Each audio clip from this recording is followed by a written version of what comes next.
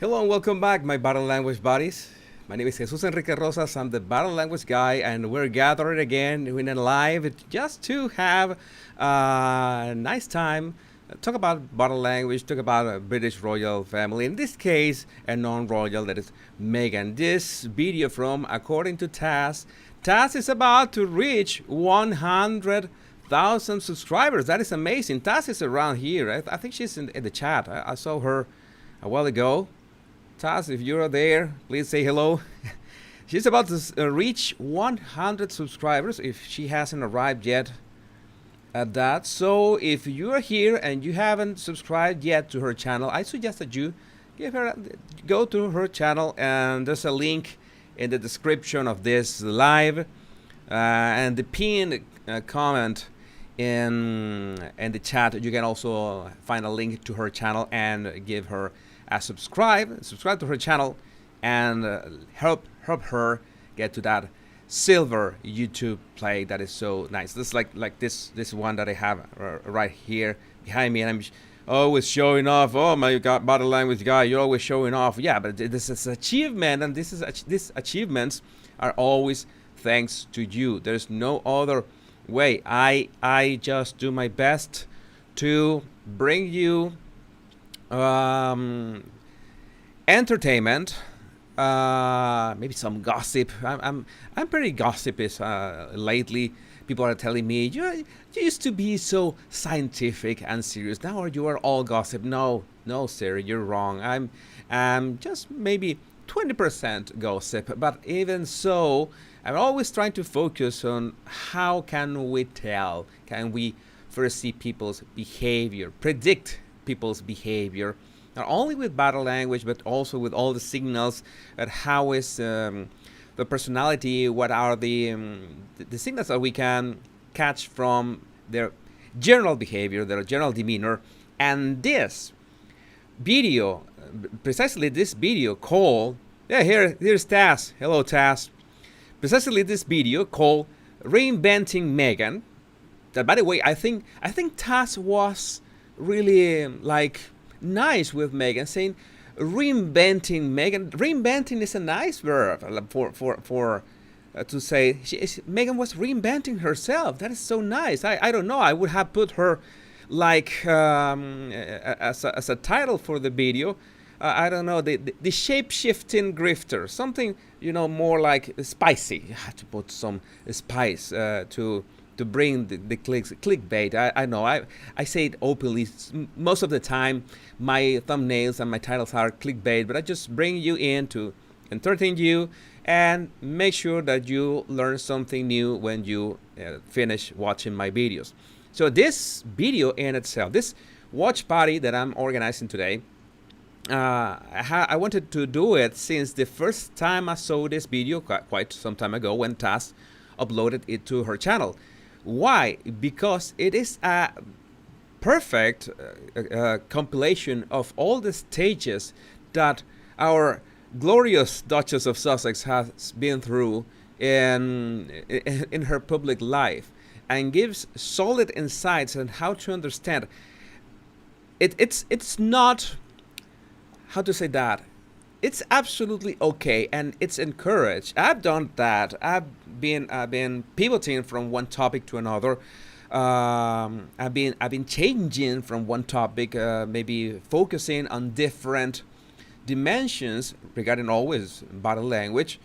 But and that's good to reinvent yourself. Maybe sometimes what you're doing now, you should be changing it because it no longer works, and it is strongly encouraged. I strongly encourage you to reinvent yourself, to maybe sometimes even absolutely change your focus. So I've been telling you so many times that I used to be just a writer, exclusively a writer in 2019.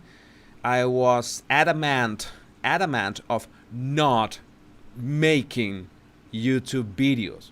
Said I'm not gonna make YouTube videos ever, and here we are, 300, almost 400 videos later, almost reaching 100 million views. I'm about to reach that milestone, and almost at 5 100,000 subscribers. Well, here I am. I literally reinvented myself, and maybe one day you will know about all the blood, sweat, and tears that was behind that. I don't want to talk about my journey. I want to talk about, in general, about other people's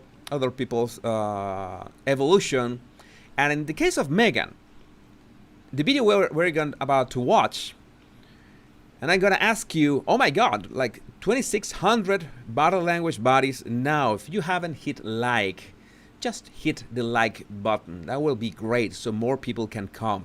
Before we begin the video, I want to stress the fact that what we're going to watch is that evolution that she said, well, I'm gonna adapt, okay? It's not like, this is not in fact, not 100%, not even gossip. For God's sake, no, it's not like saying this is 100% gossip. It's not, that's not useful. But it's not criticizing either, because I really want to stress that many of the tactics and the strategies that Meghan used, and you're about to watch in this video, can be applied for your own terms, okay? And that's something that we always have to stress about. Whatever people we meet, maybe we don't like them, maybe they're out to hurt us. It doesn't matter. Maybe we can learn something from them. We can ghost them. We can keep them away. Maybe they are toxic personalities, but maybe they have some trait. They have applied some tactic that you say, hey, that tactic worked for me to hurt me. What if I can use that tactic for myself to do something good for other people? That is perfectly possible, and that's one of the most important things, and that is the focus that I want to give this watch party. This is not a roasting. Of course, I can make jokes all the time about the articles, but my intention is that you get something here that can be valuable to you. If the video is about 30 minutes long, I don't know, maybe this, I don't know how I'm going to handle this. I don't know if I'm going to pause it, but to comment verbally with my voice about what we'll be seeing. But the most important thing here is to try to spot, okay, her behavior, how it changed, how it adapted to the circumstances, to her own goals, and what can we get from that. Okay, I'm sure I watched the video twice already. I'm sure we can get solid insights, not to become a person like Meghan, because all of us are unique. All of you that are watching, all 3,000 of you, my body language bodies, are unique. But there's so many lessons that we can get from anything in our lives. That is worth watching and discussing here, and of course, how to say that, getting lessons from the least expected people or the least expected places, and those are the gems that we could really get. I'm reading your comments now. I'm trying to learn to speak and read at the same time. Sadly, I haven't been able to highlight any of your comments. I'm doing in my you cannot stand the look of Meghan. No, well, we're gonna see that there's so much that we can learn from Meghan. There's so much that we can learn from Harry too. I say that it's something that you have to separate the person from their tactics, and you will get to learn that, what this person did work for them, and the tactic itself has no good or bad meaning in itself. Okay, it's like a hammer. Okay, one person can use a hammer to build, okay, and to help build a house, and another person can use a hammer to hurt other people. Okay, that is a big difference. The hammer is something neutral that you can just get from, not because you see a bad person using a hammer, it means that you're never gonna use a hammer again. I think that's the best analogy for this. Oh my God, Taz is about 99.8K Taz is 99.8K. It will be really nice if we can help Taz get to 100,000 likes throughout the length of this live video. What do you think? There's a link in the description of this video to go to Taz's channel. Just subscribe to her channel. Let's bring her to 100,000 subscribers so she can get her shiny silver plate. And there's also a link, a chat pinned in this in the chat, the pinned chat. She's about to. You can get this link to her channel to subscribe. And yes, I'm also next to a milestone. Seeing, okay, there are a couple trolls by now. You know, the usual thing. We're about to begin. Let's give it just a couple more minutes. Let's give it 4 more minutes. This is gonna be a very laid back live, okay? There's gonna be a lot of rambling. I don't know how much rambling there's gonna be. I don't know how much text rambling is gonna be here. You know that it has worked so well through the Johnny Depp and Amber Heard's trial. It was great to just comment with text, or the Jubilee celebrations that sadly I couldn't be for the whole Jubilee celebrations, but while we were live I could comment and text. In this case I can pause the video, so most probably I will be pausing the video every now and then. This could be like a hybrid commentary if I if I think that I can just go for text, okay, so not to break the flow of what we're watching, then I go for text. And if I think there's a pause in the video, maybe I go a pause and talk about it. There's no rules to this. I don't want to follow any rules today. Today is Sunday. It's a beautiful weather outside. There's so many beautiful body language bodies here to enjoy together here, and that will be really a matter of just having fun, just having a good time. That's all that I want to give you. And yes, if you want to support my channel too, you can also have this PayPal link in the description, and every super chat and every super sticker counts to help me keep making more of these videos and keep bringing you all this content. I will keep doing this shorts. You know that being more shorts lately. Maybe you are popping out in your YouTube homepage. I will seriously make my best effort to bring one recorded video per day over June. I cannot promise every single day. For example, today we're going to do a live. I was really spent. I had so many technical problems yesterday with the video I published last night. I went to bed like 4 a.m. in the morning. I was really spent, really tired. But I remember that I wanted to do this live. This is much easier to do for me, so here we are. But I'm going to try to make one recorded video a day over June. And you might have noticed that I've been making this mixed bag videos. I have these certain topics, for example, the Harkles. Okay, the Harkles going back to the US.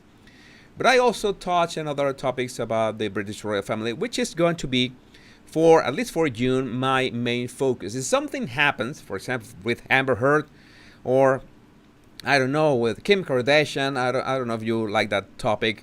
It's something just explodes globally that I figure out, or you ask me to review that. Well, I just go for it. Maybe I will do.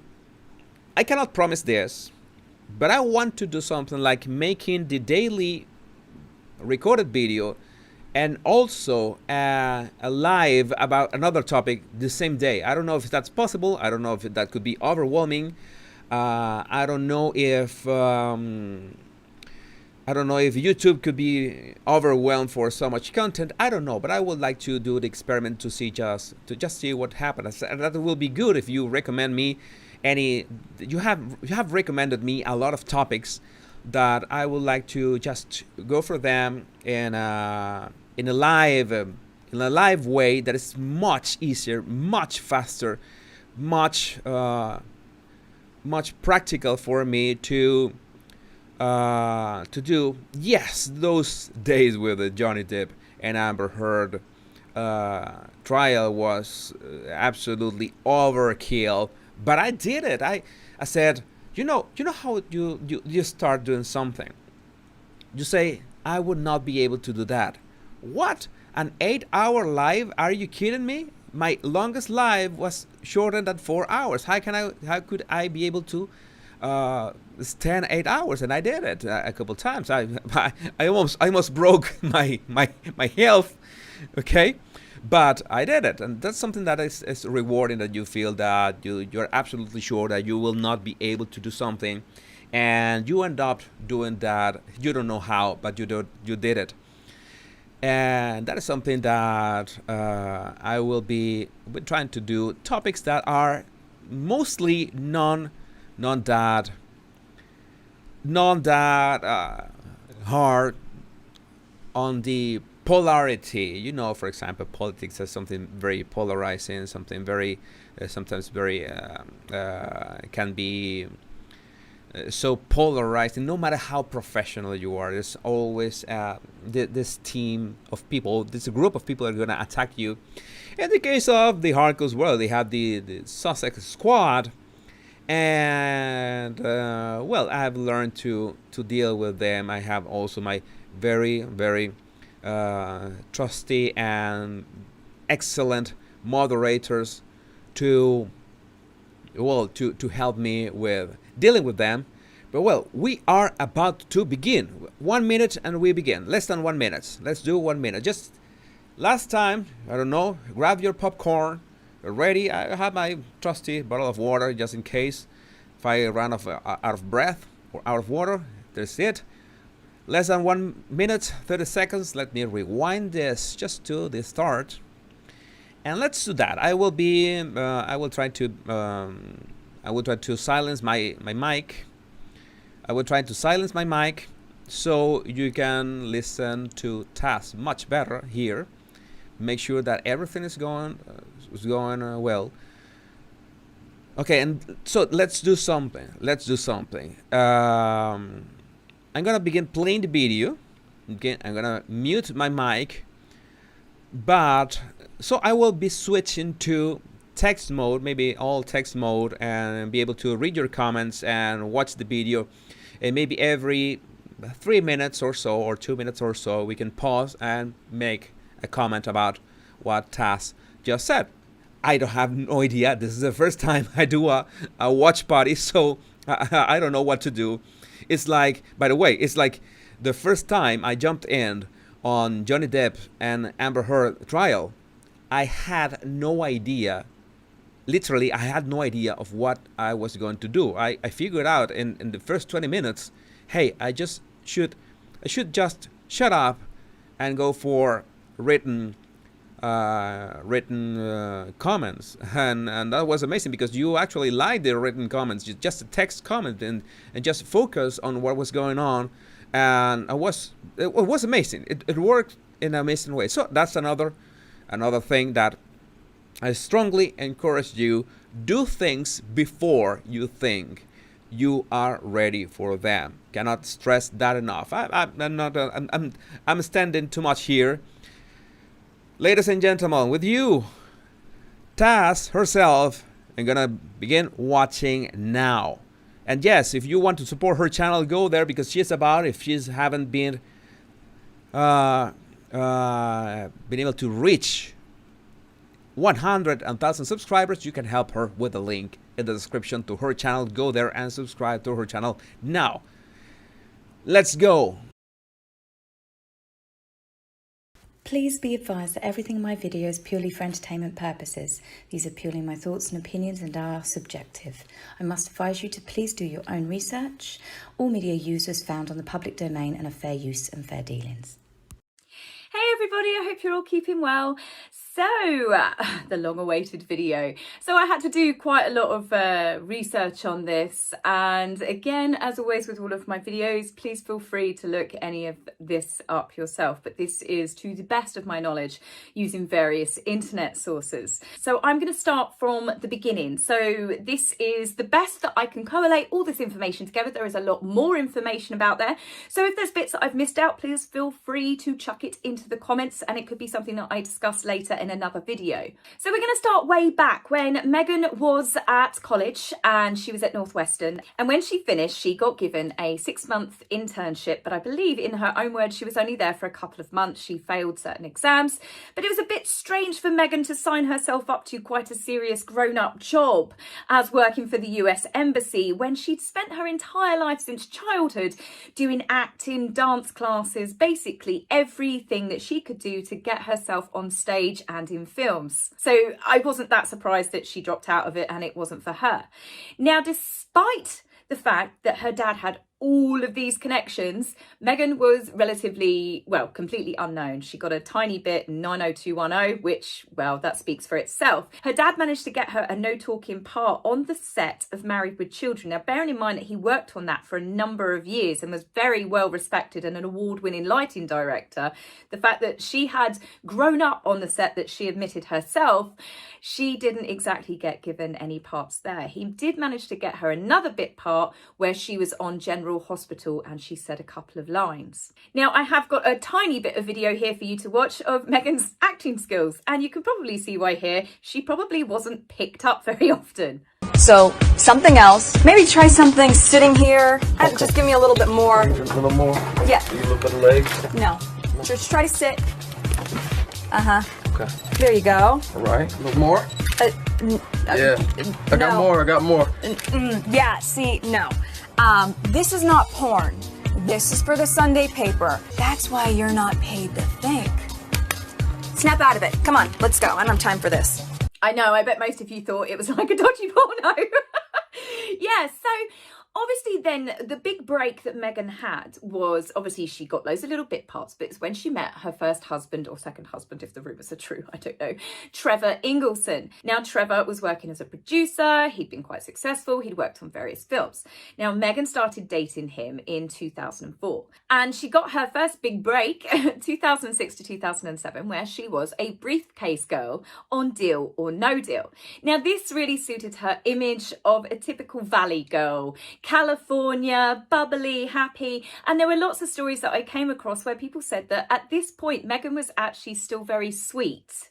She was nice to people, but I guess it depends whether she could get a leg up. But I do believe she was still seeing friends, she was still seeing family, she still had a good relationship with a lot of people here. And when I think that Meghan started to change was when she got Suits.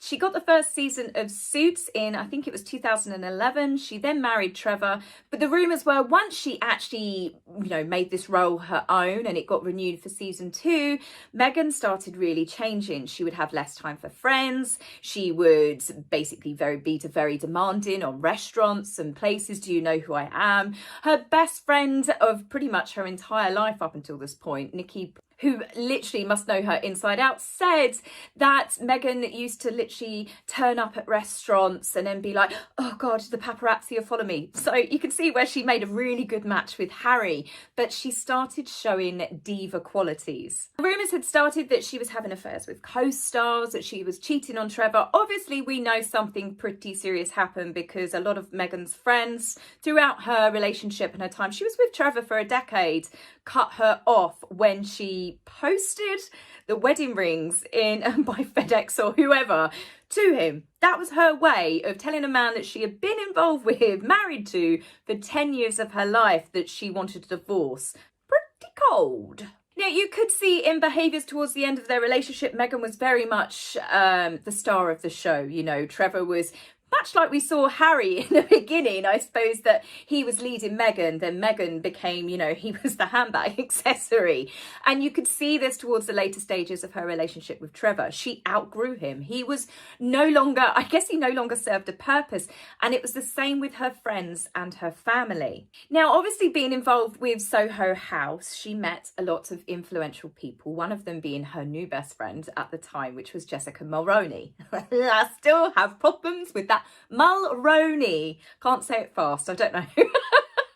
But I do believe with her hanging out with Jessica, who is also quite known for being a bit of a mean girl, Meghan started reinventing herself. She'd had a couple of boyfriends in between her breakup with Trevor, but you can really see her style changing here. She's hanging out with the Trudeau. She's hanging out with Sophie Trudeau. She has got herself in with a new circle of friends. Now, in the opposite, in my opinion, of what she's done with Harry, where she's done a rags to riches stories, she's actually reversed it here. This is where she cut off her family. Anything that these new rich girls set that she was hanging around with would deem that, oh, Meghan comes from a poor background. That's why I think a lot of people got cut off at this point. Meghan had probably told them, well, when you reinvent yourself, I guess, that whatever she wanted to tell them.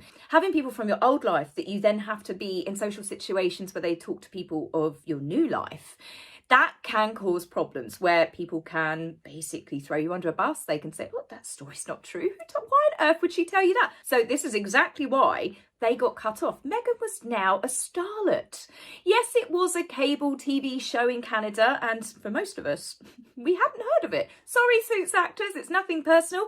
Might have been big in Canada, but it wasn't particularly in the UK. Not to the elevation levels that it now has. So Meghan has definitely bought that show quite a lot of fame, I guess. There's a lot more people that have watched Suits now. But you could see on her behaviours on the red carpet, she started hanging around with Misha Nunu. Again, these are all the contacts that she got through Soho House. And Soho House is obviously, it's a big networking place where like-minded artists, as it says on the Gump on the website, can meet. But it's a case of you scratch my back, I'll scratch yours. And I believe that's predominantly what Soho House does, as well as hooking up young starlets with lots of rich older men. So when you go back to this time where she's now ditched Trevor, she's now ditched all of her old friends and stuff, she's part of the Jessica set, the Mean Girl set. This is when stories started coming out that she wasn't treating people particularly nice. We had stories come out that she had worked with photographers, videographers that refused to work with her ever again. Diva-like behaviour, tantrums, rude, were actually really, really bitchy to other people that were on the set, and just a very, very mean girl set. So this is Meghan's new reinvention of herself. Gone was the fun-loving California happy girl that turned up to events and got her freebies. Meghan was now very much taking on the persona of I am, a star. But unfortunately, some people, fame can go to their head and they can turn like this. We've seen it with lots of celebrities that go from someone relatively down to earth to now you read about them, you're like, who are you anymore? But for Meghan, this is what she's mute. I want to make a pause here. It has been a great ride so far, and so a couple of things that I want to stress about. Let's put this frame. This frame is nice. I want to talk about that change. You notice that Meghan began adapting to the circumstances, and maybe not in a good way, and begin to burn bridges. Like, I come from certain background, and I'm entering this other background, and I don't want these new friends to know about my old friends, because my old friends already maybe know secrets about me or know things about me that I don't want this new group to find out. Okay, and that is very important. That's one. I've mentioned that in 2 narcissistic videos about narcissism, and one of those videos was about Meghan, that you have to, one of the red flags of one person is that you need to be aware if the person has long-time friends. If you meet someone, for example, I don't know, on Tinder or something, or you watch someone's Instagram, you don't see any patterns of long-time friends. They don't have much contact with their family. Yeah, there are people that are loners. That's okay. But the problem is that most narcissists burn bridges because they don't want to, let's say, their current group that they're adapting to find out about their past. They maybe they don't think that their former friends or their other friends are as cool as their new group, because they are always trying to climb to the attention, or better, quality attention. And when I say quality attention, I mean that it's not the same that have the attention of your high school peers, for example. That is one kind of attention. And then when you upgrade to university, you no longer want the attention of your maybe the people that you graduated high school with, but you want the attention of the people at the university. That's another different group. Or at work, another different group. In the case of Meghan, it was like a celebrity group that she was escalating for more, in this case, I don't know how to put it, relevance or fame. This is the problem here. And it's very, very well said. Taz said it very well. And putting the example of Adele, because I still love Adele's music, but the problem is this that Adele became famous because she was disruptive in a way that we could relate to her in some way. She was a normal person with an amazing talent, and she's got that. She's still got that amazing talent, but she still is that normal, down-to-earth person. I think that's one of the things that so many people see in Johnny Depp as well. You see, besides the mega pint, of course, he's a normal person, and this is what attracts you to the person in the first place. But the problem is when the person doesn't know how to keep their ego at bay, and they all of a sudden, thanks to talent, they get exposed to this circles of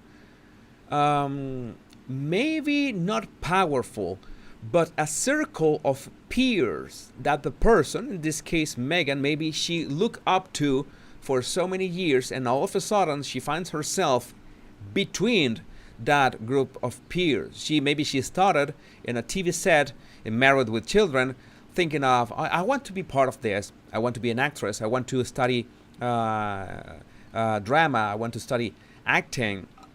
And she wants to be part of that, but not in the sidelines. She doesn't want to be in the background. She wants to be in the spotlight. Okay, she wants that, but she knows that she has to work that out, and it's a very hard and very unrelenting in industry.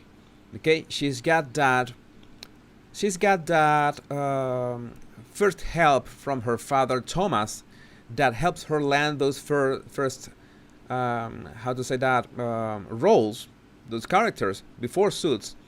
And the problem is that I think she lost the way too early on her career. Okay, she believed that she was the people were there just for her, and that's one of the biggest mistakes that any people can make. What do I mean about being there for her? It's like, maybe I'm going to use myself as an example. It's like I begin to believe that you're watching my show intrinsically about me, okay, about Jesus. No, you watch the show because you enjoy my show, because I make sure that I bring you value through the show, bring you jokes, entertaining. In some way or another, I try to please you, okay?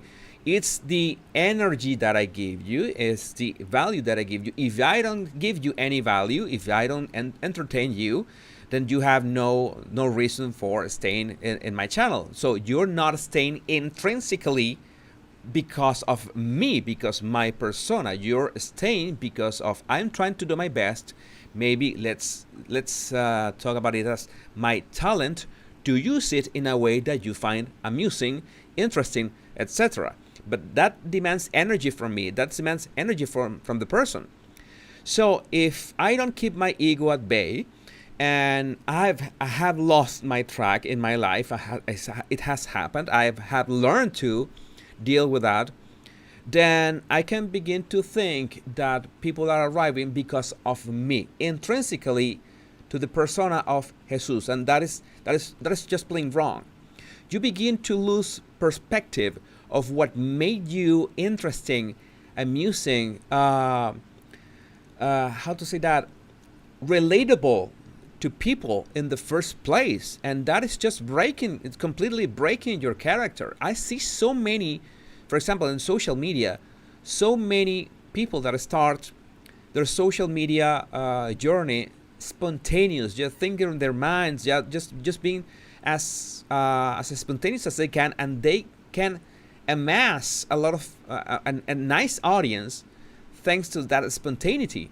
But the moment they believe the audience is for them and not for the value they bring, to the energy they bring, that is the moment it becomes their downfall, because they begin to, it's like drink their own Kool-Aid. Is that it will be the right expression? They're drinking their own Kool-Aid. They're believing that there's some kind of a special person and people are around there for them.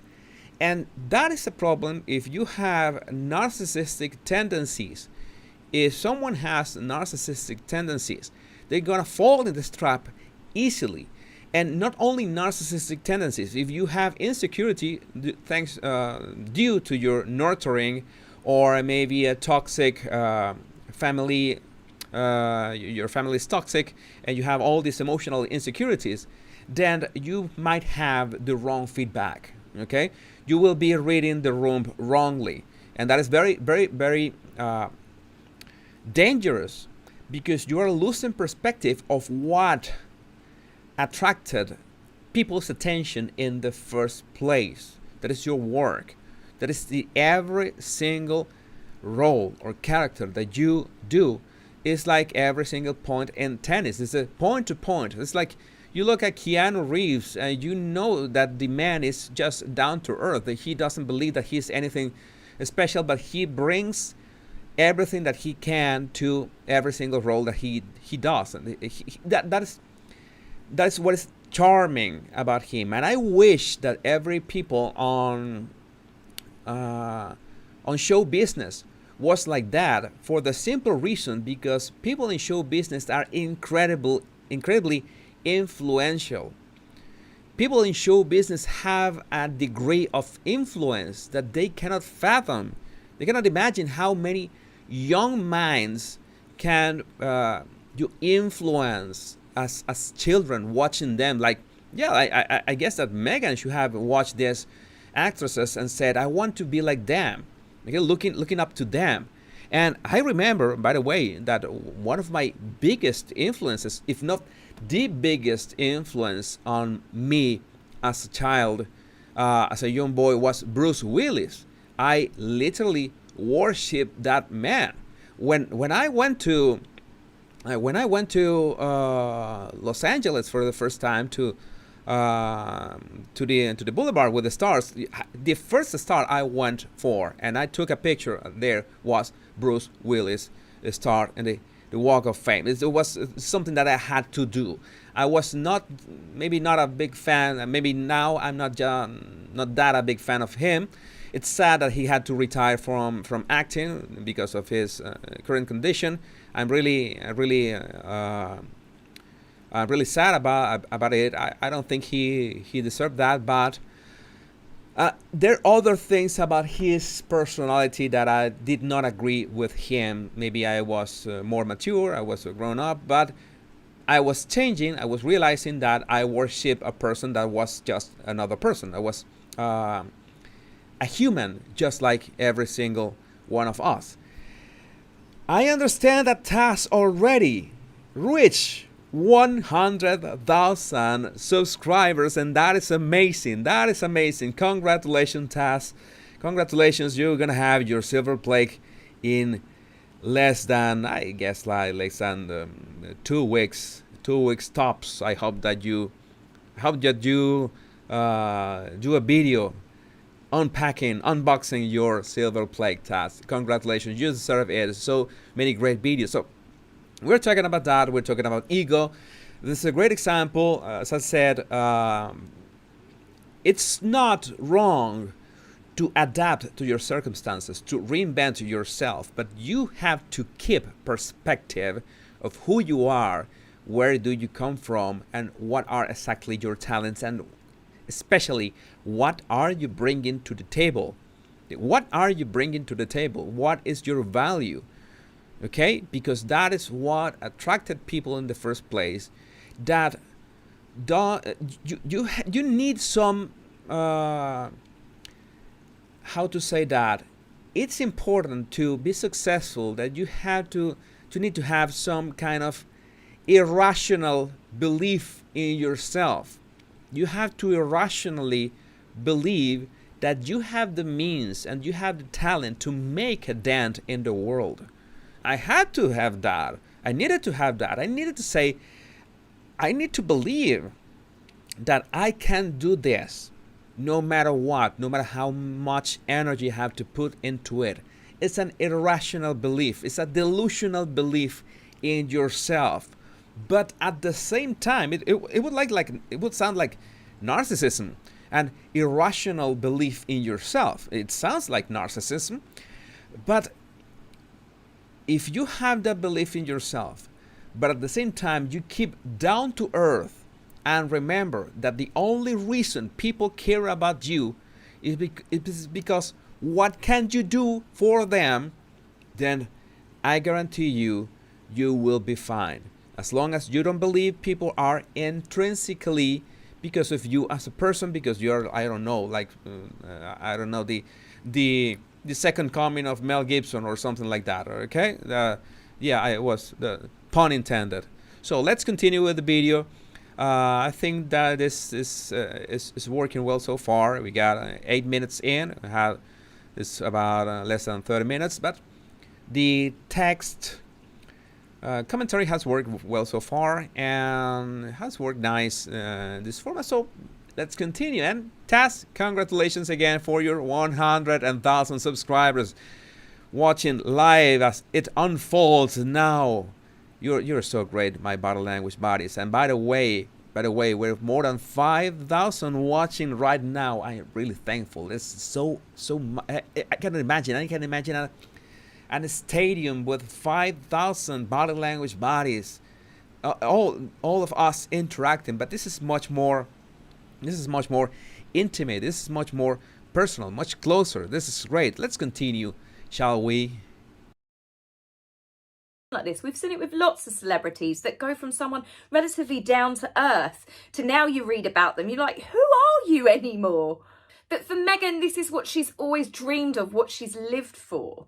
So when she was part of this set, she then started reinventing herself again. She didn't want to just be a bit of fluff that got bit parts. You know, she wanted to be taken seriously. And this is round about the time she started dating Corey Vitello, who was the flavour of the month.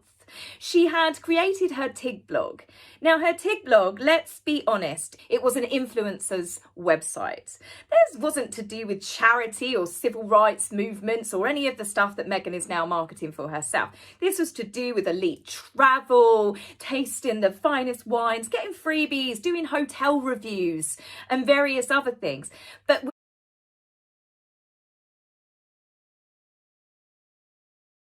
Almost forgot I turned out my mic when I went to notice that she creates the tag. How do you pronounce that? Well, her blog, her fashion, cuisine, high stylist, chic blog to like have this background in case that I think Meghan was really aware about the extent of the power of social media or branding. If she wanted to make sure that if someone searched for her on the internet, they were going to find exactly what she wanted.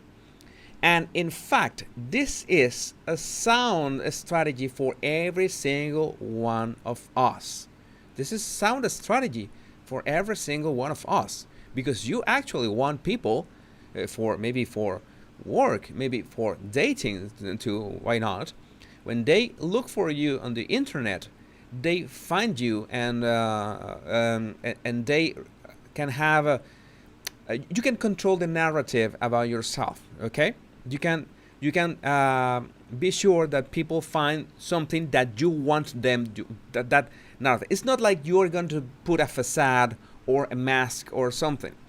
But if you like, I don't know, like tennis, well, you make sure that when people find about you, they find that you like tennis. Okay, maybe you want to you are okay with revealing that about yourself. Okay, maybe it's no big deal.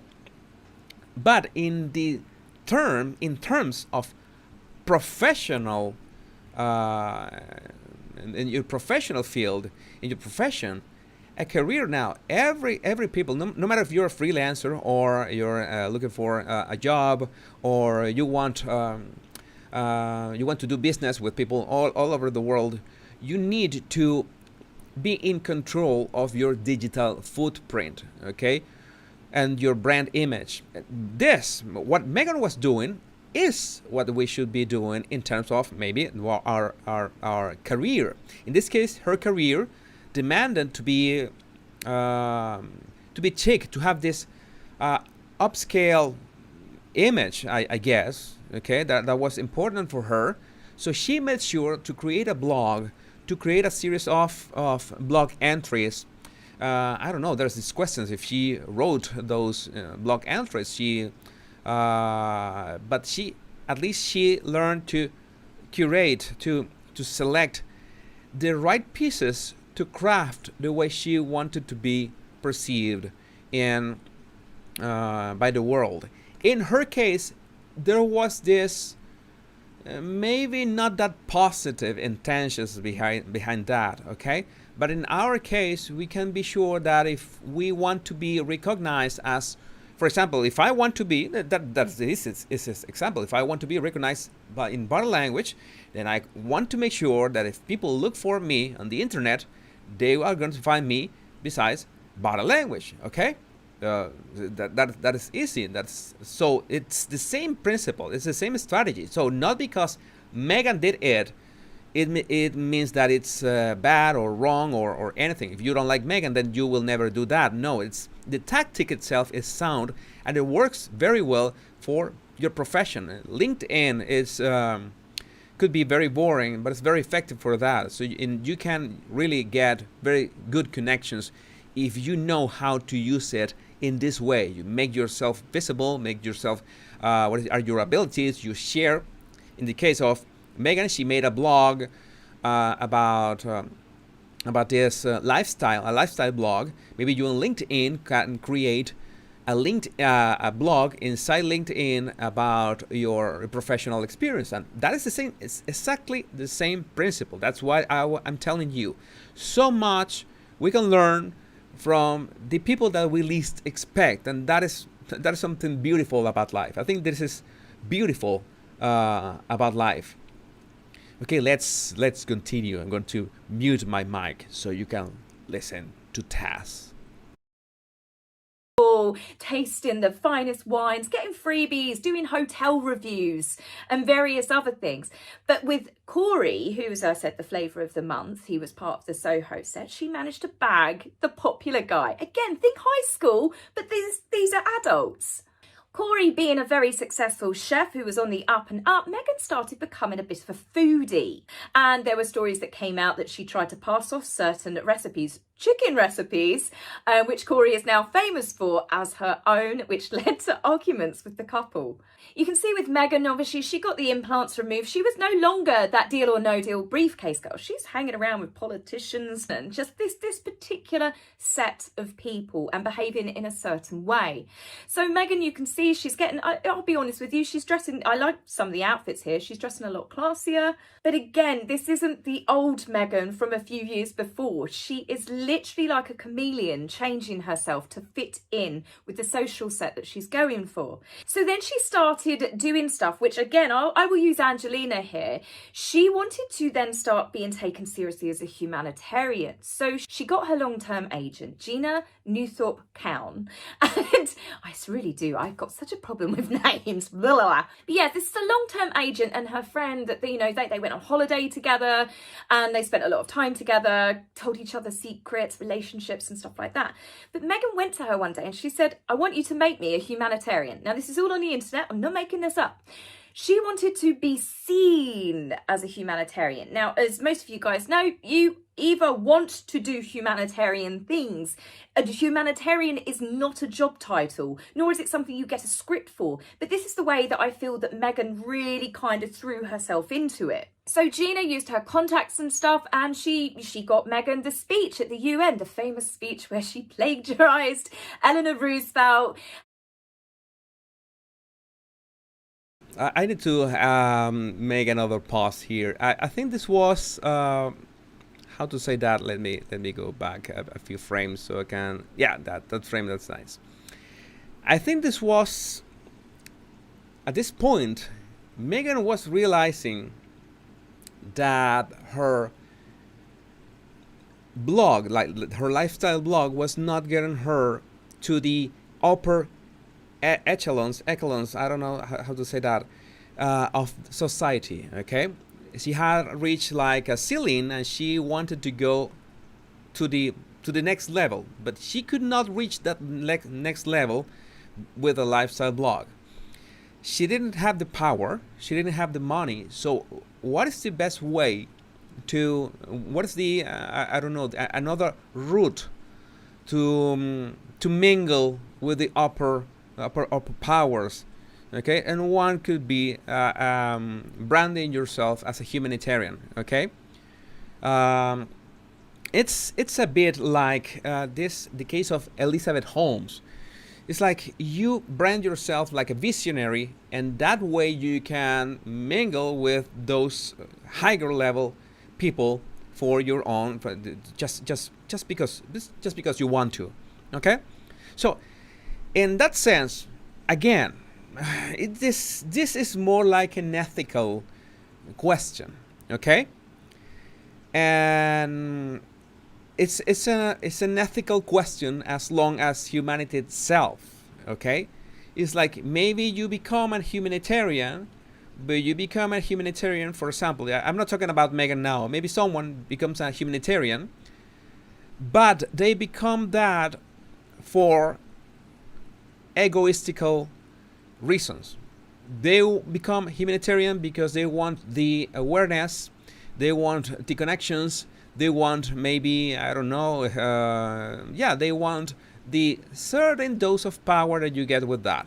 Okay, and of course the image of humanitarian. Okay, so but at the same time, you cannot fake being humanitarian. You have to do the work. Let's say that you cannot fake it, you have to do the work. So you have to actually do good to people so you can get what you want. Okay, the worst could be that you're faking things to be a humanitarian just for the title. Okay, that would be the worst thing. I cannot talk about Meghan in this regard. I haven't did my due diligence in terms of her humanitarian work. Taz mentioned some of that in this video, but I want to pose that ethical question to you. If a person does good, imagine that a person does good, and does good, and that's good for personal, egoistical, totally focused on themselves reasons.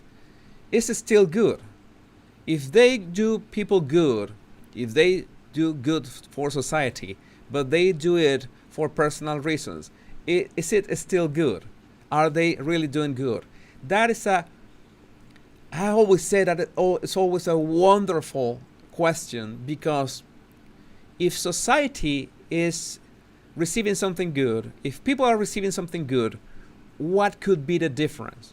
What could be what's going on inside the person? And you might be answering one of the right answers, that it depends if that personal reasons don't have other intentions to harm other people besides the one that are helping. That is what usually happens. You want the clout, you want the awareness of being a humanitarian.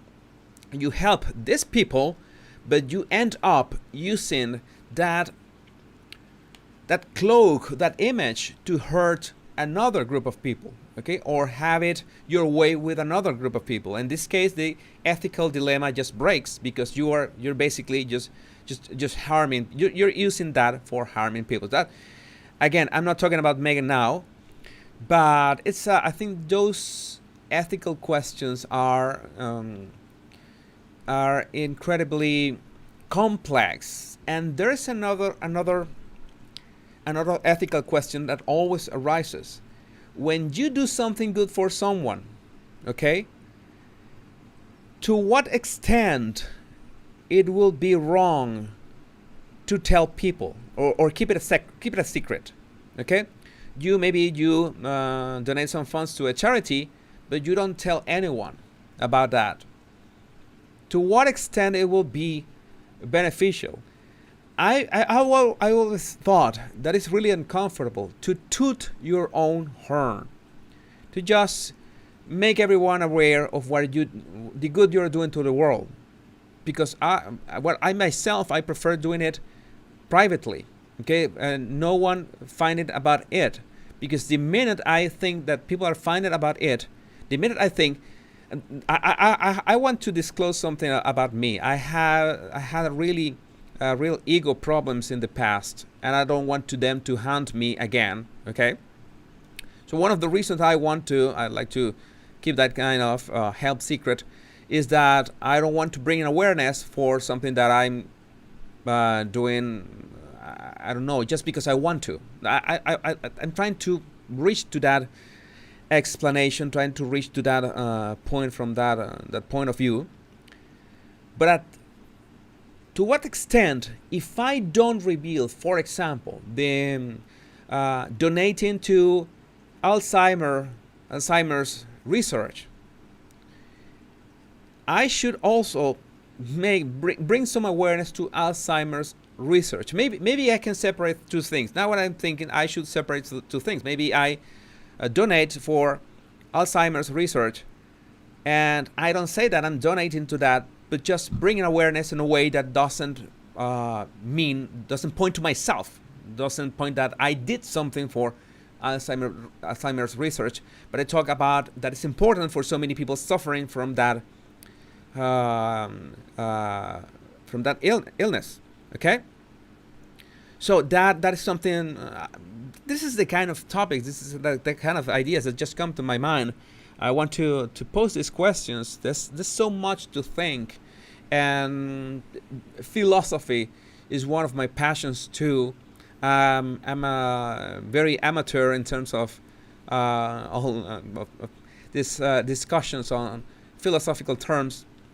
I consider myself an amateur, but those are questions that really can make us think about our behavior, about if our behavior, because our behavior is not only emotions, our behavior also poses ethical questions, constantly poses ethical questions. And the more influence we have, like in my case, I have a responsibility due to the influence that I'm reaching thanks to my channel, the more you have to be aware of how do you think and why do you make the decisions that you make. Okay, your values, your principles. I've been talking about it a couple times, and it's so important to be aware of all of that and be aware of how your heart works, how your mind works, how your spirit works, and that is unique to you.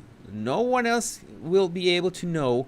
Nobody, no mentor, no psychologist, no psychiatrist, nobody will be able to know how it really works inside but you. And sometimes ourselves don't know exactly why did we make some decisions, why did we behave in some way. But this is the kind of patterns, studying this kind of patterns, in this case Meghan, helps us have better insights about ourselves. It has been a great experience so far, this watch party with these topics. They didn't imagine that such deep topics could spark from the Montecito Duchess. But let's continue and let's find out what else can we get from according to Taz video, that according to Taz, Taz already reached 100,000 subscribers, and congratulations to you, Taz. That is great. Let's continue. And she got Meghan the speech at the UN, the famous speech where she plagiarised Eleanor Roosevelt, and she said afterwards that she had a standing ovation. But as photographs proved, that wasn't true. But, you know, she was bigging up herself. But it was what she put on the TIG. Now this one, hold on to your pearls, ladies and gents, because this one really is a corker. Her life shifts from refugee camps to red carpets. She chooses them both because the worlds can coexist. Oh, come on! Had Meghan previously spent any of her time? Have we ever seen Meghan at a refugee camp? I mean, obviously we have in recent years, but I'll come to that a little bit later. So the fact that she is completely restyling herself on the blog The Tick. Now, this is no surprise. Anyone with a brain cell, you look at an influencer's website, and the majority of them, it is micromanaged to the finest detail. These people don't live this life. That's why there's such a big problem with people's mental health. All these young girls and boys that are looking up to thinking, this is how someone lives. The chances are they're miserable and they don't actually live their life like that. They've got lighting experts for every photograph that you see them just casually sitting there drinking a cup of coffee. And if you notice in the background, they've probably got some label in there that they're actually promoting. But they've probably taken 200 photographs with the perfect lighting, with their hair styled, with everything done to just give this one perfect candid image. There's nothing candid about it. It's fake. It's not real. Everything is contrived, and this is the whole thing with Meghan. She carefully micromanages everything to do with each new reinvention of herself that she does. And this is why she cuts off people. She's not doing it because she's being cold-hearted. It's because they can literally be the pin in her balloon if the wrong person has a conversation with another person when she's reinvented herself. You've got to cut off anyone that can basically undo all of the work that you've done. So Meghan has now done this UN speech. Sorry, I have to pause it. That this part of the video was magical. This was perfect. Taz, you made an amazing video, and this was I think the best part. I don't know if it's the best part, but one of the best parts of this video. With that, she needed to disconnect whatever was happening with her previous group, okay, with her new group. Her new group could not find out about what was going on or what went on with her previous stage in life. It's crazy. It's crazy. Absolutely insane. But you will be surprised and maybe trigger a bit of how common can this be in people trying to... I have to repeat my Meghan impersonation. Let me see. She's looking that way. Like this. How about it? Rate it 1 to 10. I don't know if she's blowing a kiss or what. What is she doing between the and there? Meghan impersonation. Rate my Meghan impersonation 1 to 10. How about it? I need that hat. Is that a Panama hat or something? But this is amazing the way that. Yes, it's like that movie, the Talented Mr. Ripley. You have this impersonator that just needs to just cut whatever happened with their life earlier. Thanks for all your tens. You're being. I need the hat. I need the hat. I need the hat on. I don't know. I don't have. Maybe I can have like, that's a scarf. Okay. I have a more... Sadly, I don't have the hat. But I can have... Much better now. Yeah, much better now. Yeah. I know that some of you are gonna screenshot that shit. I'm sorry for the word, but you're gonna do it. You're gonna screenshot that, and the internet is gonna... This is the guy... Is this serious? They're gonna play that Barbie meme. That Barbie meme. Is it crack? You smoke crack? Is this a body language guy? What is he doing with that makeup? That scar. What is that? Yes, and that's why I think is shape shifting. Reinventing is such a nice word to define this. It's just shape shifting. You are burning bridges in such a way to make sure that nobody in your previous stage of life finds out, because you are like embarrassed of that. Okay, the moment that the person changes that stage of life, automatically they feel embarrassed of being, well, in this case, she claimed that she could have the best of both worlds. That you can combine the tents with the red carpet. You wanted to be some kind of Angelina Jolie, okay?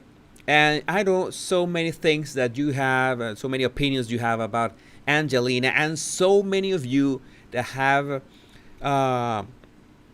asked for a video on Angelina Jolie by herself, Angelina with Brad Pitt, a video about them as a couple before and after all this fallout that we're seeing about the winery that they are disputing right now. But I should make a video about Angelina, about the darkest secret of Angelina, with my Batman voice and all. But yes, that's why it's so critical that when you meet a new person, and many of my body language buddies are women, and maybe you meet some guy on Tinder, I don't know, on Luxy, I don't know, your dating app of choice, and one of the things, or maybe you meet them at work or anything, one of the things that you have to look for is that if this person still has long-time friends, okay? Long-time friends. It doesn't have to be many long-time friends. You just one long-time friend, two long-time friends always work a chance, because if they don't have long-time friends, that's maybe a yellow flag. Okay, that is not that common. That is not something that it's that. I don't know how to say healthy or common. I don't want to tag that with a label that doesn't fit that, but it's just not that right. Okay, maybe it's a red flag. Okay, in this case, the people that hang out with Meghan should have noticed that she didn't talk about her family, or maybe she talked about her family in a way that she was planting the idea that she went coming from a struggling household, because that's the narrative that she wanted to plant in people's perception. And I have no doubts that for that humanitarian stint, that's when she realized the power of having the some kind of Cinderella or something, a story of struggle, a struggling family. I don't know, put it and build it like this. How is the name of this man that did all these trailers, all these cinema trailers? In a world when everybody comes from a struggling household, one duchess will rise. That's I think that's the trailer that Meghan was playing in her head. A duchess will rise, with Batman's voice included. So it could be fun, it could be entertaining, but it's a reality. People act like this. They try to change and shift and climb the ladder of society in this way, and boy, it works. It works in so many ways. The problem is, how do you delete today your previous footprint? You can't just delete things now. It's so hard. Let's continue with the video. So much, not even halfway through. There's so much to talk. So much still to talk. This one perfect candid image. There's nothing candid about it. It's fake. It's not real. Everything is contrived, and this is the whole thing with Meghan. She carefully micromanages everything to do with each new reinvention of herself that she does. And this is why she cuts off people. She's not doing it because she's being cold-hearted. It's because they can literally be the pin in her balloon if the wrong person has a conversation with another person when she's reinvented herself. You've got to cut off anyone that can basically undo all of the work that you've done. So Meghan has now done this UN speech. Poor old Corey was thinking, oh, my girlfriend's really taking a really good turn in her life. She wants to do all these good deeds and be a philanthropist. Yeah, your number was up and you just didn't know it at the time. Round about early 2016, rumours are this is when Meghan actually really met Harry. Corey Vitello was actually chefing at an event. Now this I can't back this up 100%, so this is a little bit do your own research, but this is what I believe to be true. Meghan came as his plus one. You know, it's quite a big event. She knew various people being there. Obviously, she met the Trudeaus and stuff. So she got herself a little bit of an invite. This is where people originally think the first introduction with Harry came into play. Maybe he was over there for the Invictus, for example. Now, obviously, at this point, there was probably a little bit of eye action between the couple, and this is where Meghan went, next target. And this is where she really started reinventing herself. So she got Gina to get her more involved with humanitarian efforts, and this is when Meghan joined up as an ambassador for World Vision. So Meghan, round about the time she just met Harry, obviously she's changed her blog. Her profile just started changing on Wikipedia. She was no longer a supermodel and an advert model. I can't remember the exact wording of it, but she was now an activist. She was a humanitarian. She had started, there were stories out there about her that no one had ever heard before, how Meghan, she's been a passionate activist her entire life to do with women's rights. It's like, well, why can't you find any of that in Google until around about 2015, 2016? So Meghan, through World Vision, went to Rwanda, and this is where we had a lot of these pictures. People call these the white saviour pictures. There's lots of celebrities that have now been attacked for doing this because you are using poor African children to make yourself or to promote yourself as a humanitarian, and it is a little bit wrong. But this is where I think it doesn't matter that Meghan's biracial here, but I think Meghan has used the children in the exact same matter. I don't think it should be white saviour. I think it should just be that saviour complex, because lots of people do this when they're trying to just promote something. Are you really genuinely there because you want to hang out with these African children and bring a bit of joy to their life? Or are you doing something for a bit of positive PR? Now, unlike Harry, who I genuinely believed truly loved Africa, South Africa, going out there to all the different countries, I believe, and I always thought Harry was going to move out there. Regardless of the fact that he broke up with Chelsea, they were young love, who doesn't break up with their high school sweethearts and stuff. But I just really felt that Harry had genuinely part of his soul out there and really cared about the charities. But when you look at the photographs of Harry and Meghan posing, and don't even get me started on this creepy picture that she probably had on the mantelpiece, or a big blown up photograph when Harry came to visit her home for the first time. Just to plant those little seeds in there. We saw this quite a lot when they first started dating. There's casual Meghan in a white shirt and jeans, just like Diana. We didn't see her wear a lot of that afterwards, did we? Once she sealed the deal. But this again is where she was reinventing herself to appeal to Harry. So for Harry to see that Meghan is actually caring about a country and the people that he often praises and that he loved himself, like a spider builds its web to catch its prey, this I believe was all part of the spider web. So this is another reinventing Meghan. She could get away with it a lot more then because she was relatively unknown, and like I've said, she's going to find it a lot harder reinventing herself now. Meghan obviously went to visit India in 2017. This was round about the time that she and Harry had a little bit of a blip, and then they'd obviously gone to Botswana, and this was when the deal, or whatever, they got it together properly. The moment that Meghan actually got together and sealed the deal with Harry, she dropped World Vision. She didn't speak to them. She just dumped them unceremoniously. They had served their purpose, as had her long-term agent and former friend, Gina Newthorpe-Cowan. She was gone as well. Bye-bye. Now, why was she ceremoniously kicked out?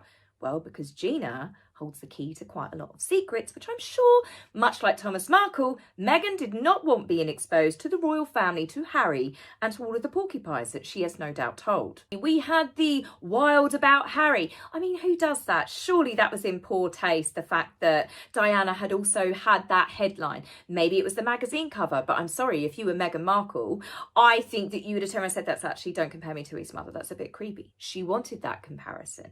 She wanted to now be seen as a princess, hence the huge extravagant gown. Look at the gown that she wore. A real true humanitarian, someone that cares about poverty and the way that the world sees rich people dripping themselves in diamonds and stuff, these champagne socialists. And she wore a £56,000 engagement dress in her photo shoot, one of her many photo shoots that she had. It just screamed someone that was not genuine. But she was now restyling herself in, I'm going to be a princess. And she used Diana. This is where it got creepy. Even I could see the way that she did these certain behaviours. Diana the shy. Bearing in mind, she'd been strutting her stuff on every opening of every envelope for the past few years as being a Suits actress. This is not a shy and retiring wallflower. This is someone that's Diana, Diana, Diana. Even right up to the Oprah interview. She was dressed in the same colours with dark eye makeup and was doing the same head tilts as Diana. This is the Norman Bates stuff that people keep going on about. This is how she manipulated Harry. This is creepy for anyone that was a fan of Diana, and you can see it. You can see the cosplay of it all. She was trying to reinvent herself, but by copying someone else. Now, they say that copying, is the sincerest form of flattery. Imitation is the sincerest form of flattery. But there is a line between imitation and admiring someone and single white female stuff. But obviously with Diana not being here, I think it was more for Harry's benefit. Again, that's also creepy. Norman Bates, it's that mummy-child relationship. This is also what creeped people out. As I said, there's no way that you could pass off this number of outfits and mannerisms that she tried to copy of Diana and think, oh, it's just coincidence. No, it wasn't. So again, coming back round to the whole Thomas Markle thing and her family being cut off, Harry never met Thomas Markle. Why do you think that is? What could Meghan have told Harry to make him be so venomous towards Thomas? Now, Thomas said this in his YouTube video, that Harry sent him really nasty text messages. So nasty was the text message that Harry sent him when he was suffering in hospital from having heart issues, that the judge refused to have it read out in the court case. What the hell did he say? And again, with Harry saying this is the family that she never had. That's what triggered the Markles. That's what triggered Samantha, Thomas, anyone else that spoke out against the fact that Meghan had obviously been telling some whopping great big lies. She had a very loving family. She was loved by both sides of her family growing up. Why were they all cut off? They were all cut off because she, I believe, was not telling the truth about certain things, and she couldn't have those people meet the royal family that could potentially unravel her latest reinvention. So like I said, with the Mean Girls, with the Jessica Maroney set, the Soho House clip, she wanted to get rid of the poverty. She was another rich girl. But here what worked in her favour was the fact that she was rags to riches. It also probably invoked in Harry that he was rescuing this damsel in distress, being the family that she never had. Well, look how she treated his family as well. Harry is not an innocent victim in this. And whilst I have said before that I do believe that he is caught up in a narcissist web, Harry has also turned out to be not a nice person. So with all of that, that's several reinventions we've had of Meghan. Now Meghan is reinventing herself. And, well, I did give you a clue, obviously. Well, I gave it away on the last video. But I'm going to read it to you. And you guys, tell me what you think, because I'm finding it's too much of a coincidence, okay? So the whole hugging thing, a lot of us put down, myself included, to do with Diana. But who famously, a woman of power, started hugging people, and it became a real turning point, making people like her and see her down to earth.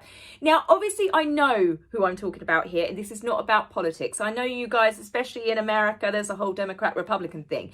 This is purely to do with Meghan, obviously, imitating Michelle. So don't come at me with all the political stuff. But You can see here the way that Meghan behaved and the way that Michelle behaved with people. So this is just the start of it, okay? They signed up with Netflix and with Spotify. Michelle and Barack did this. They literally had the same huge multi-million-pound deals, and Meghan and Harry signed up to the same thing, which is weird because they've given them no content. They signed up to it. They might have got an initial retainer fee, but they've put no work into it. So it's like they could go, okay, right, Netflix, Spotify, we've got this on the list. Harry's biography that he's done with Penguin Publishers. Well, the Obamas, they did huge biographies. The difference is they got something more to write about than what they did. They were the President and First Lady of the United States for a start. Children's books, okay? The children's books is slightly creepy because Barack Obama, he wrote Of Thee I Sing, which is a letter to his daughters. Meghan the Bench, same publishers. Hers is about her poem to Harry and Archie, as seen through a mother's eyes.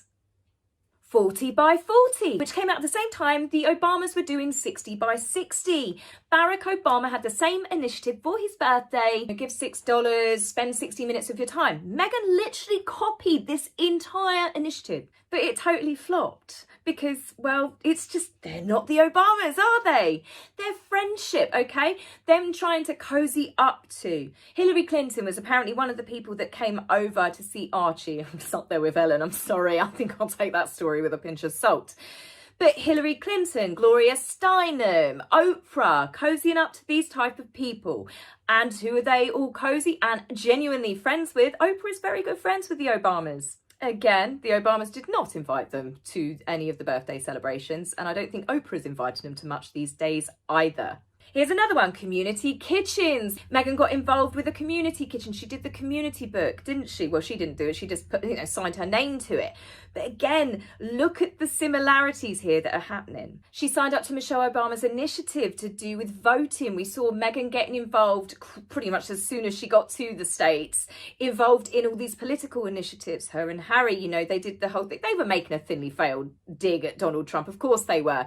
But they were encouraging women to vote. Now, Meghan is now beginning to, everything she's doing is to do with women and now civil rights. You've got the recent donations, haven't you, to do with advancing gender equity, building policies that empower women, media representation of women, network tools and support, women's employment. It was the Georgetown University Law Centre that benefited recently, and the National Women's Law Centre.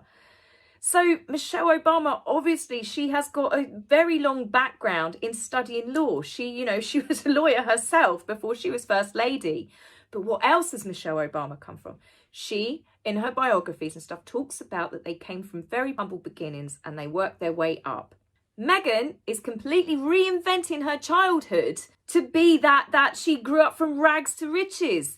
She didn't. The photo evidence, the video evidence, it's all there. Meghan was given every opportunity in life. She definitely was a very, very privileged young lady growing up with access to the best LA schools and universities, or colleges as you call them. Northwestern, she was part of one of the top sororities. But this is reinventing herself. She can't have that privileged upbringing. She is trying to reinvent herself into Michelle.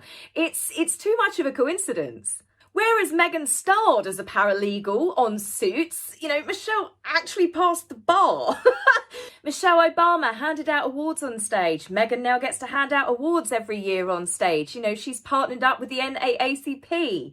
So that guarantees that Meghan gets to hand out awards every single year. Signing up to after-dinner speeches. They literally picked the Harry Walker agency, which Michelle and Barack had signed up to. Obviously, I don't think they've been very successful in that because the JP Morgan event, which was Harry's first speech, he spent the entire time talking about how hard his life was and his mother, and people reportedly in the audience didn't feel entirely comfortable watching Harry on stage talking about his mother's memory in the way that he's doing it, especially for a big fat $500,000 paycheck. As I said, my belief is they are using Archewell and the donations to get the connections for Meghan to reinvent herself now as a potential political candidate. I don't think she'll be very good at it because I don't think that she would be able to handle the criticism that comes with it. So much like Meghan, you know, ditching her agents and charities that she worked with reinventing herself, she's done something similar here. She's now got Harry cutting off the whole of the royal family, all previous staff.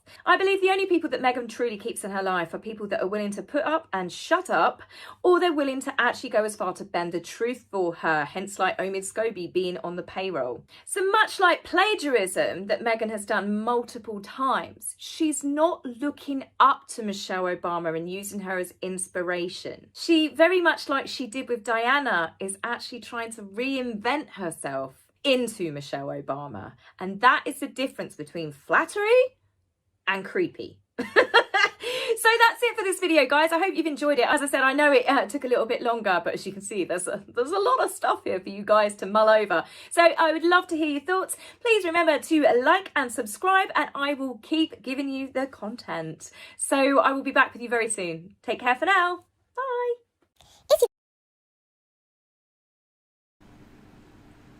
It was a great video. We learned so much about. Let me see if there's this one. This is nice to leave it there to keep a bit to talk about a bit about. Wait a minute. I have technical details here. Okay, to keep talking about what we saw. Meghan's aspiration. It's undeniable that yes, Meghan has politics. Wants to get into politics because that's where the power is. She is heavily. She's planning into politics. She's still. It's interesting how she has reached a stage in her life, in which, as Taz said, the more stages in your life, the more you're reaching upward, the more public you are, and the harder it is to delete or erase or cut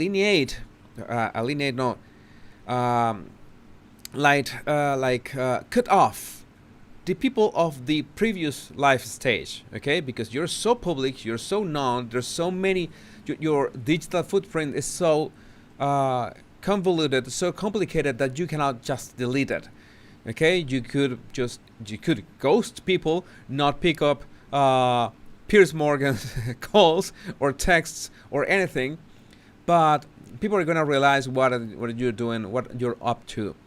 So she must be at a current stage that she wants to just let time pass. Okay, this is like this is my guess. This is absolutely, I guess. What do I think is Meghan doing now?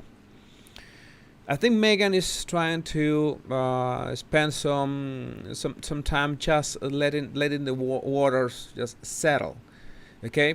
And maybe that reality show that she is gonna do with Netflix would be a lifesaver for her image, because that is the opportunity she has. That is one opportunity she has to come off as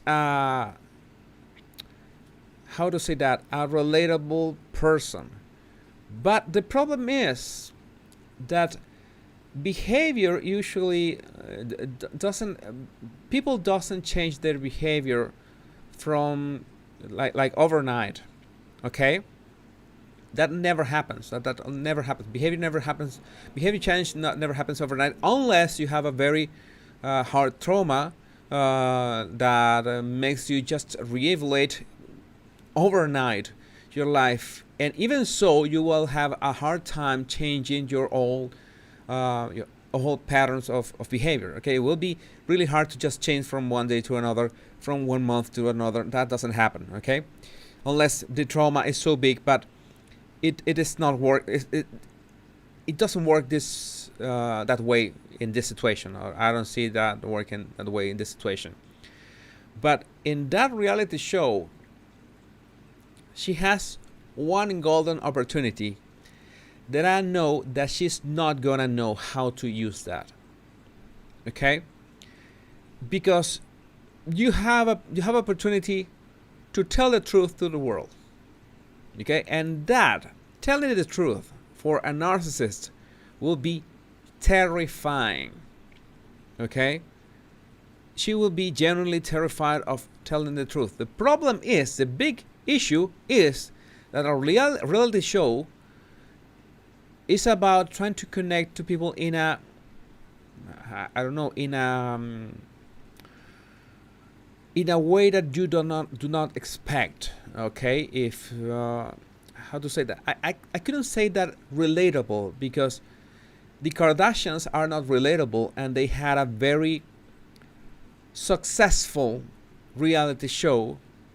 The Real Housewives are not relatable, and you watch them just for how everything is over the top. Okay, that is a way to create a reality show, but that is not remotely possible what Meghan wants to do, because she doesn't have the money of the Kardashians or the money of the Real Housewives, or the intentions of being positioned in people's minds like, look how this kind of lifestyle. She doesn't want that. Okay, she wants the power. She wants to reprise her humanitarian role. But the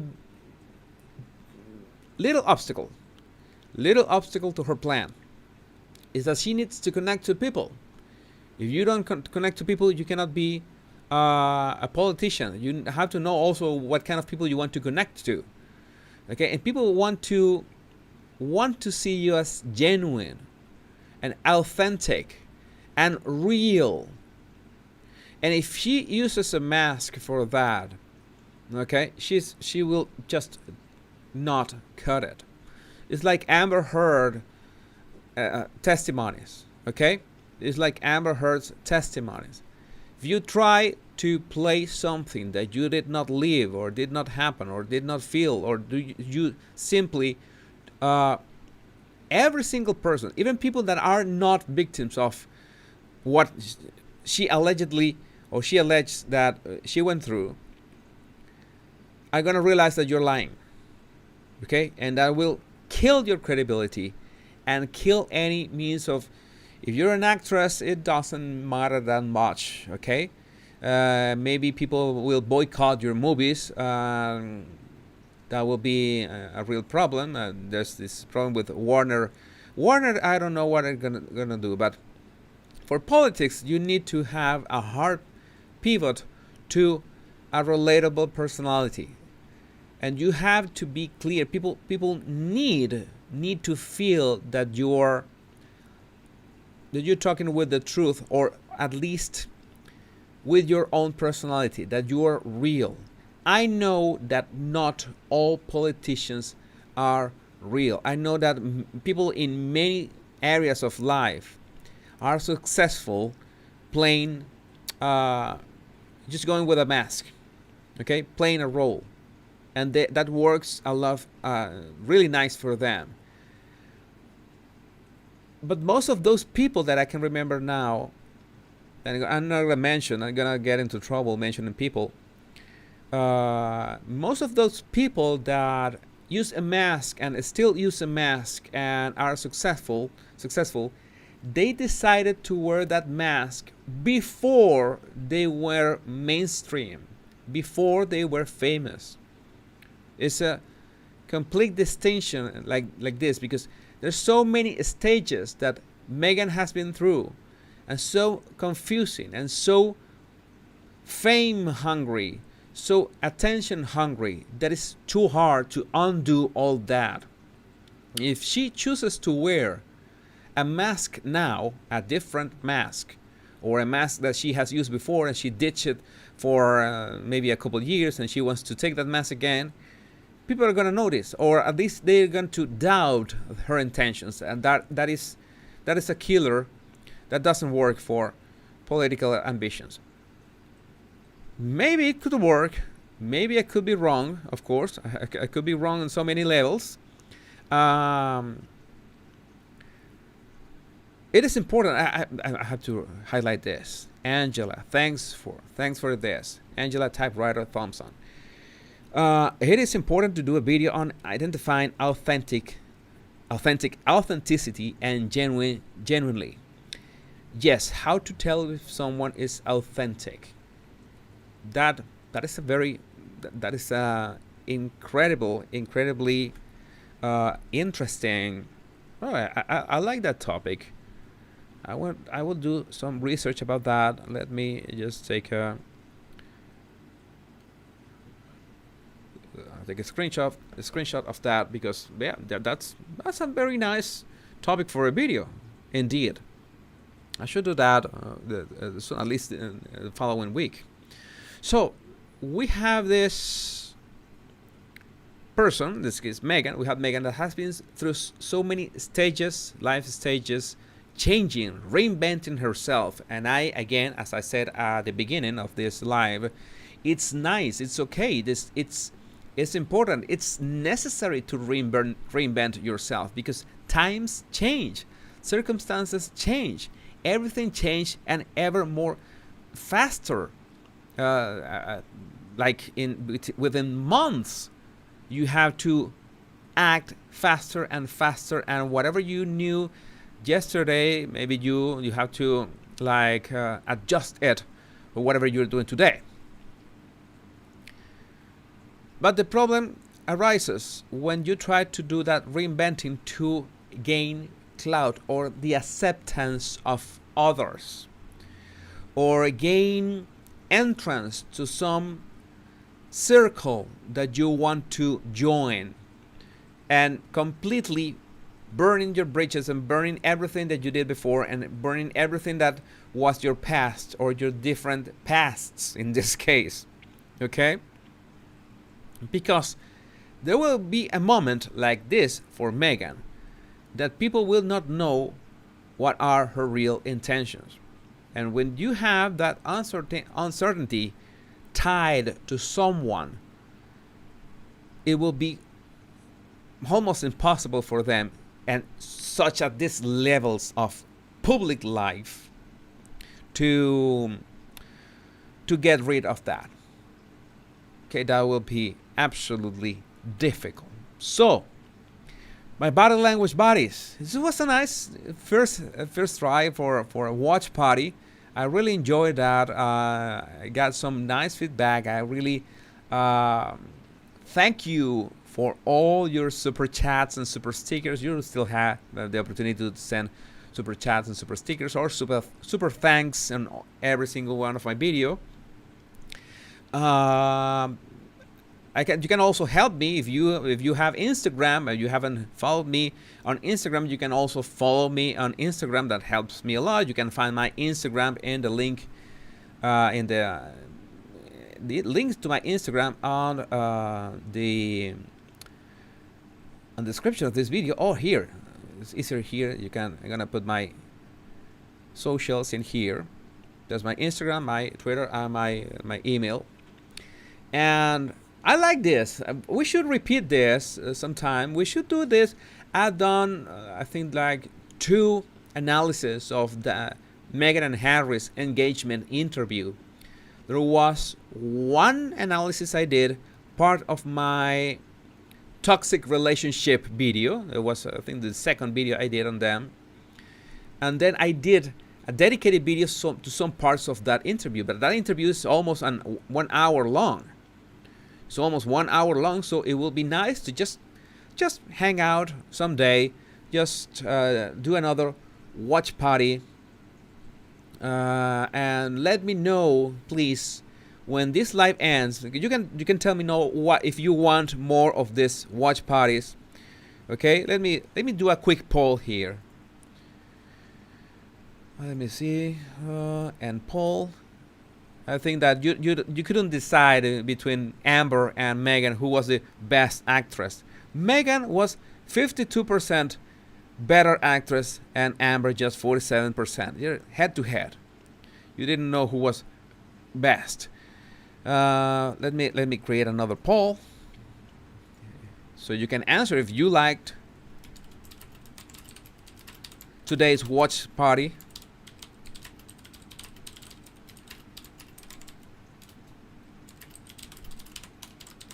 and if you want to repeat it, and ask you, answer, just answer the question, answer in YouTube, just answer if you would like to have a watch party again. There will be, if you like that, well, just answer yes. Overwhelming yes, overwhelming. You really like this. I also like this this format. Maybe overwhelmingly yes, 98% with 300 votes already.